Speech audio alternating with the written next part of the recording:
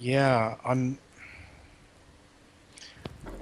actually the first thing that's coming to me is Yeah, I was really struck by this video you posted recently about being nervous, feeling nervous, yeah.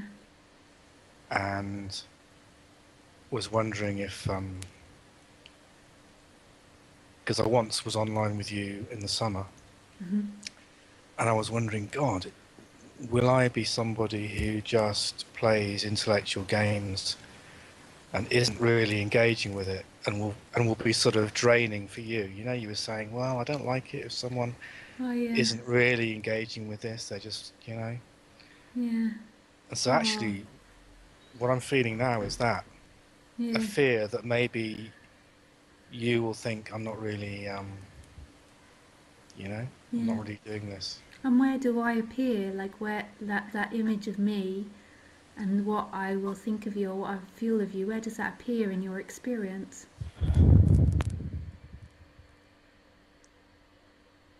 Yeah, feeling fear and anxiety. Yeah, just let me turn up your volume. Sorry, you Oh just yeah, maybe went I've dead. got this really old microphone that I found. Oh, yeah. I just have to hold it. It's a really strange thing. I don't. So if I hold it closer to my mouth, is that better? Yeah, that's okay. I just turned your volume up a little bit. So where Okay. do you feel me? So where is this me that you think will have all these ideas about you?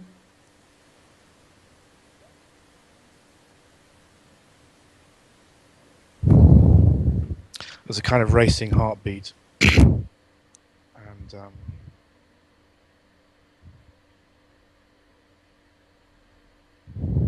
kind of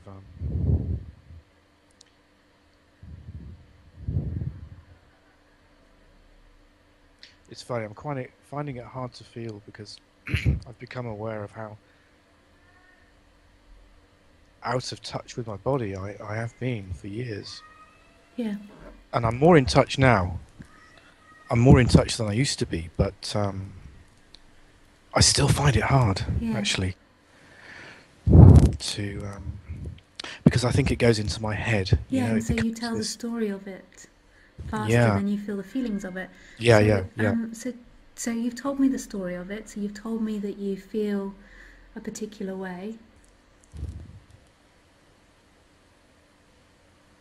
and then how does that feel in your body? Where do you feel that sensation?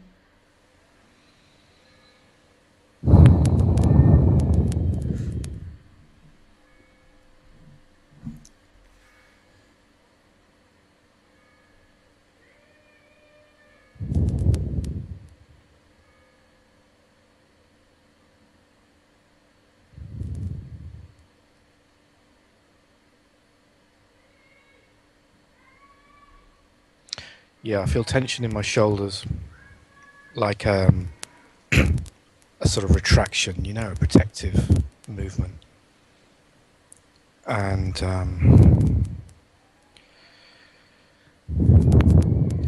So let me just say this: that's how you see me at the moment.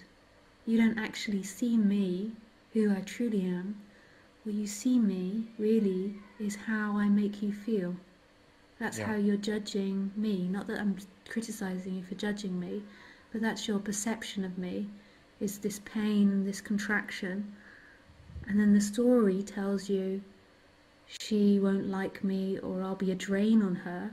And so that's what I become to you, is that feeling of tightness and the story that accompanies it.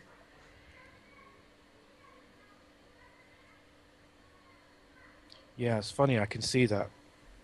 It, I've listened to so many of your talks. I Yeah, can kind of see all these things intellectually, yeah. but it's really hard to actually get in there. You know, to feel it. Um, it's taking a lot of practice, a lot of effort, really. To feel it in your To body. yeah, I'm doing it much more than I ever used to, Yeah, and it's quite amazing yeah, what's happening. yeah. And it's just bit by bit, it's coming more into awareness. And by Mm, coming more into awareness, and when I say awareness, I mean personal awareness, not the big awareness. And when it's mm. coming more and more into personal awareness, you get less stuck unconsciously in being that separate person. You're not even aware of that, but it just, the way that the separate self works is by being unconscious and believing that you find freedom in what you think and feel. And that's an unconscious thing that's happening automatically, but actually your true freedom is your presence, which is experiencing the person.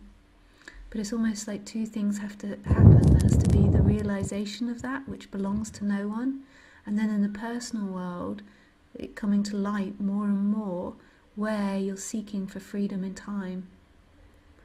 And so what will have happened in the past, before, and maybe not now, is that a reaction would have happened, and you'd have been unconscious of it, and so to you it have felt really real that somebody doesn't like you or somebody's rejecting you. So then your story, that feels like the truth of the situation, and there's no space in it. It might be that someone doesn't like you. There's bound to be people that don't like us out there.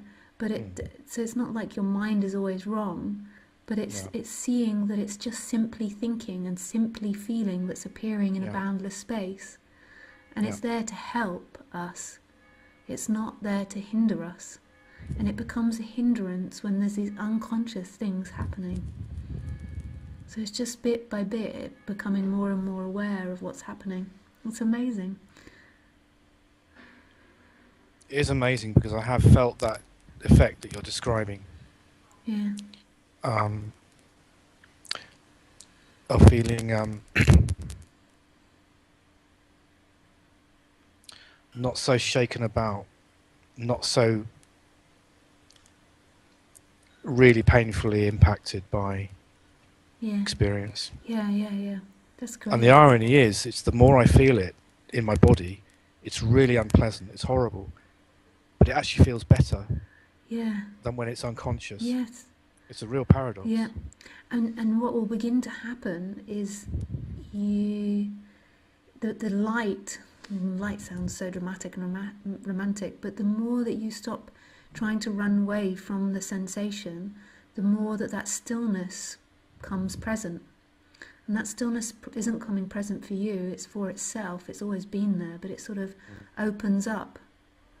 The less and less that energy, that unconscious energy, is trying to hold it all in the brain and just run into imagination for freedom. So it's like it's a total paradox, and it's not about you. You're not waking yourself up as such. It's that the clouds that totally block the sunlight begin to pass, and then it becomes really obvious who you are. But there was sunlight when the clouds were there, and when they weren't there, the sunlight was always there.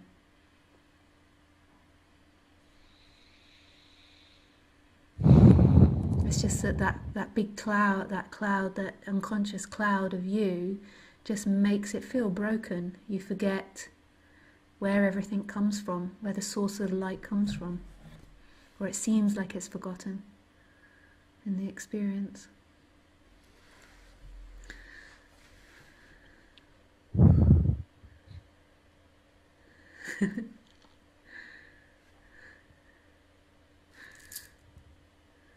No one else can see you, but you look very cute with your headphones and then the microphone held up to the face. Yeah, I can see it. It looks very comic strip. Yeah. They're really ancient headphones, massive things, My mum actually used to have a pair like that when I was a child. I'm sure she still has them, but I think they were even bigger. It was like my head was engulfed in these big things. There's this amazing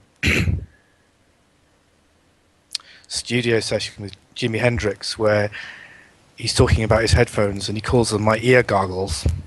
Ear goggles. It's a really funny bit. Those really sweet ear goggles.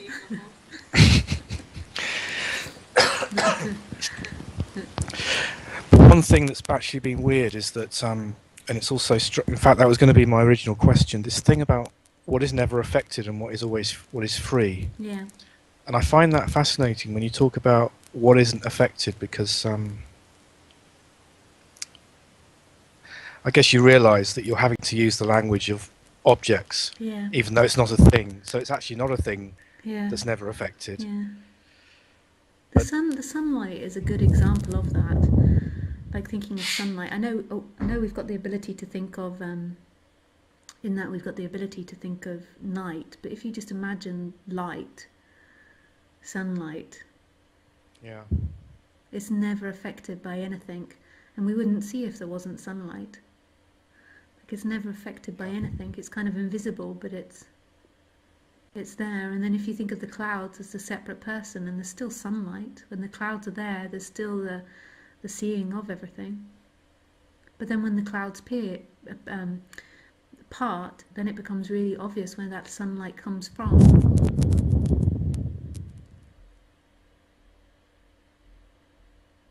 Yeah, because sometimes I've had a feeling that when I'm not playing some games, psychological games with friends recently so much, or that's been my experience, I feel like I have a fear that I could be actually switching off, you know, that I could be just numbing and becoming almost a psychopath, like just Numbing everything out. not being affected, because I would have been more affected before in programmed ways, you know, playing the old games. Yeah. And I have this fear, maybe I'm becoming inhuman, you know? Yeah. But the fear's there, so use that fear, because that fear's arising for a reason. So use that fear to explore, you know, what those thoughts are about, am I becoming inhuman or am I becoming a psychopath? Like, follow that. Go back into that, because that will have played in your life. This feeling of being dead. Like, everything that's happening, the suffering that's happening and the pain that's happening and the repetitive thoughts, they're all trying to take you home. They're not out of place. They're trying to get you back to balance, to show you. But the thing is you keep trying to find it in time, but follow it back to the source, that fear. Well, I have done that recently when there was this quite intense conflict that suddenly blew up with a friend. Yeah. And they suddenly became really angry at me for something I'd said. Yeah. And I was much better at sort of just feeling what I was feeling in my body and not immediately getting into a kind of slanging match. Yeah. And yeah, a part of me was afraid that I was just shutting down, Yeah. just becoming numb. But I did go into that feeling, and I found that there was something about, it's like you say, maybe the residual, the old part of me wants to keep these friends, you know, keep these friendships.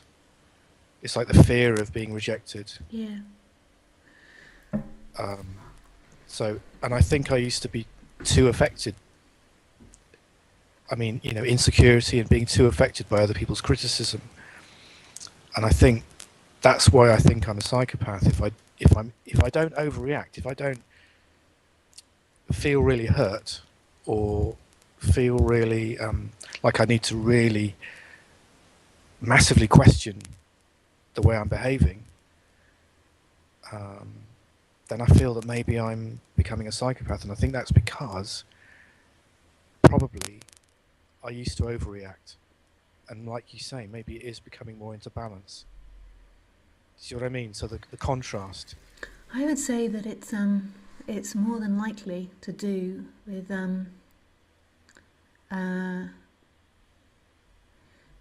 your perception of the people that you grew up around you with.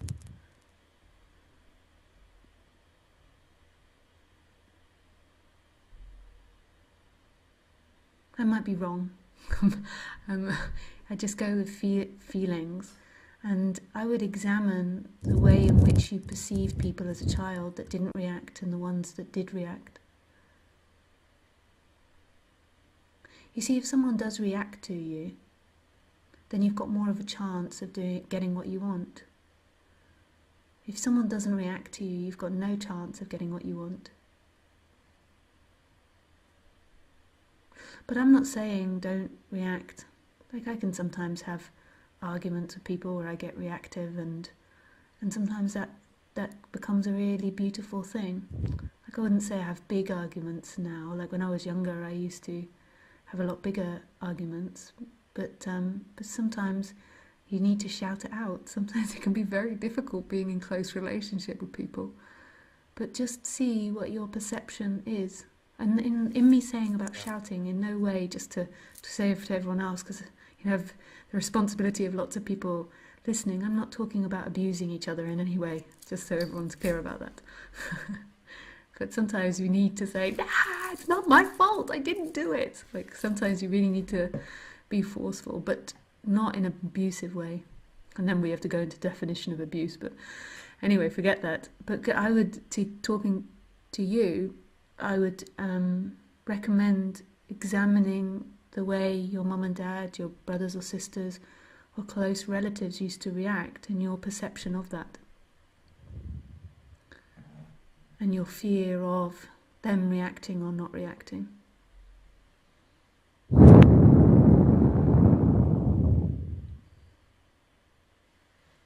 Nice breeze. Yeah, there was always a lot of fear, Yeah, of really harsh judgment from my mother mainly. yeah, Um, but it's interesting because I think it's quite intense. I'm actually feeling confused, and my mind's racing now. yeah, It's trying to find an answer. yeah. And I would just give it time, like really gently. Keep coming back to this subject and don't make any conclusions, but just allow the fear, the feeling of the fear, to guide you. So rest your attention when you're by yourself in the feeling of fear, and then bring into imagination your mother, your father, and see what type of thinking comes up. Just explore it really gently, and you don't need to find an answer now. It must be so intense, me staring really closely at you and other people listening. But by yourself, that's something that you can explore, but do it really slowly. You don't need to get the answer like this. It's an investigation to see what comes up. Yeah, the weird thing, I'm actually at my parents' now, Yeah. but they're both quite deaf, so I know they can't hear what I'm saying. I have that with my parents. But it was weird because on the way here, on the train, I saw this young woman. I guess she was probably 17 or 18, and I found her so utterly beautiful. And because of the sort of Dharma and the recent years and listening to your talks, I really let myself go into the feeling, particularly your talks. I thought, okay, I've had this feeling. I think I would have tried to deny it or found some way of, and I just, okay, I've got this feeling. It felt almost paedophilic, like to be attracted as a 50-year-old to a 17, 18-year-old. I went into it and I discovered that I really, really wanted to be loved and accepted by her. I was imagining her being my girlfriend and adoring me all the time, whatever I did. Yeah. And I realised it was this desire for acceptance. Yeah. It was just wanting to be accepted for who I am. So much of attraction is really about that, but when it's unconscious, we believe that it's love, or we believe it's all these things, but so much of it is just being validated. We see someone which hasn't validated us in the past. It's such an unconscious thing. Someone reminds us of something where we've not been loved, and then the desire for that love and that attention. And the connection was because I realised it was like looking for a mother that I felt I didn't have. That's where I went. That was the last thing I got to before the train arrived at the station. That it was. It's so amazing, this investigation, because before, if you hadn't investigated that, your body would have shut down. Yeah. You'd have told yourself you're bad and wrong. You wouldn't have even been conscious of it, and you'd have just closed down completely. Absolutely. Yeah. The willingness to actually explore what's happening without judgment is so beautiful. And I think it's the way that humanity heals itself in a way. Like, not talking so much now about the absolute, but on a human level, like the way that there's just becoming to be more honest with the experience. Because we do evil things and we do bad things actually out of unconsciousness. That's why everyone always says they're not guilty, or they always feel not guilty, because it's really unconscious and they don't have any understanding of it. It's like layer upon layer.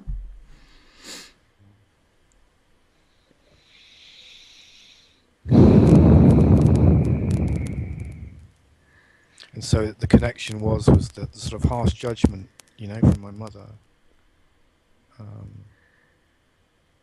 And feeling that I didn't have that kind of warmth. Yeah. And looking for that. Yeah. It's like I'm looking for that. Yeah. And I've tended to shut down because I can never find it. Yeah. But you actually have it. I don't know if you can do this right now, but actually if you'll realise you have it, that you are it, if you just imagine giving yourself that love now. Everything that you've ever wanted from the female figure, from the feminine, or from life, imagine having it. And you might just begin to feel a tiny bit of a glow. It might be that you can't connect with that at all, but you'll begin to see that you do have it. Like imagine your mother, or whoever you want to, giving you that love. Like that you really are lovable to accept that. And then you begin to realise, hang on, it doesn't ever come from out there. It's already present here. It's just my mind that divides and projects it out there. Yeah, I began to feel that actually with this woman, because I remembered you talking about when you were a teenager, and I remember you talking about surrounding yourself with cushions and thinking Yeah. about this guy Yeah. loving you, and Yeah. realising that when you really went into that, you found that feeling on your Yeah. own. Yeah. It's not something external to you. Yeah. Yeah, that's something to explore. I'll try that. Yeah.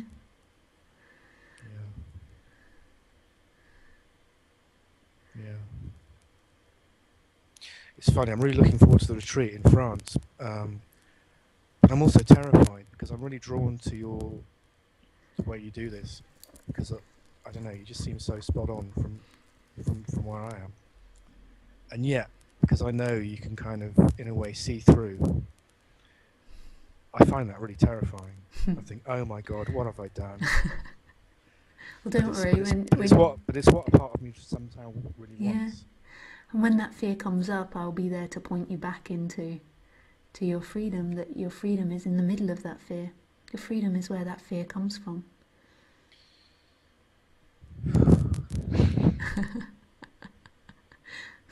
I can imagine, I can seem scary sometimes. But I kind of realise that it's because of me that I find it scary. Yeah. It's because I'm encountering my edges. Yeah. I kind of realise that. And yet it still feels like that by definition because of what it is. Yeah. Yeah. It's such a beautiful place where the retreat is. So even if that fear is coming up, you're surrounded by such a still place. We're in the middle of lots of canyons. It's very nice.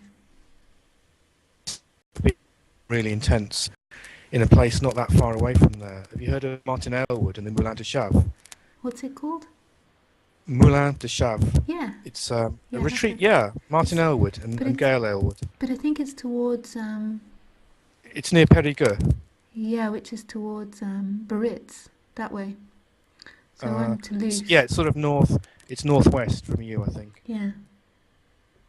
Or from where this retreat is. Yeah, I know where it is. Yeah, it's a sweet building, an old chateau kind of looking building.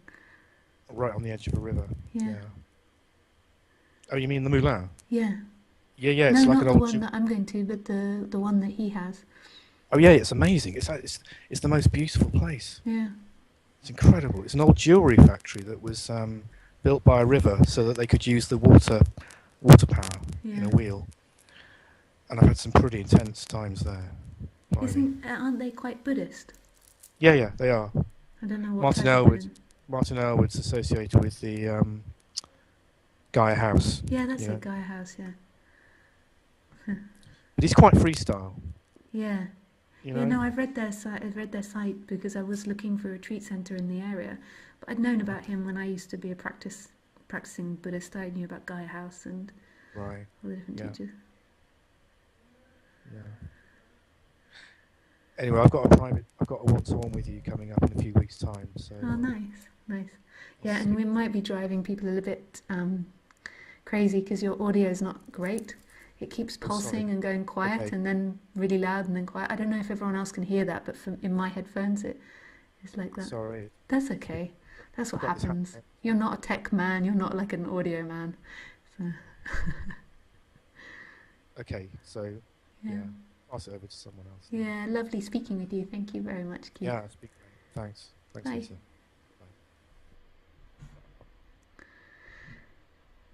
Nice. Yeah, sorry guys, his audio wasn't that great. He was trying. We try, and then sometimes it's not so great. Yes, I do look incredibly white. Sort of a bit discoloured. Okay, I gotta download the app for this camera.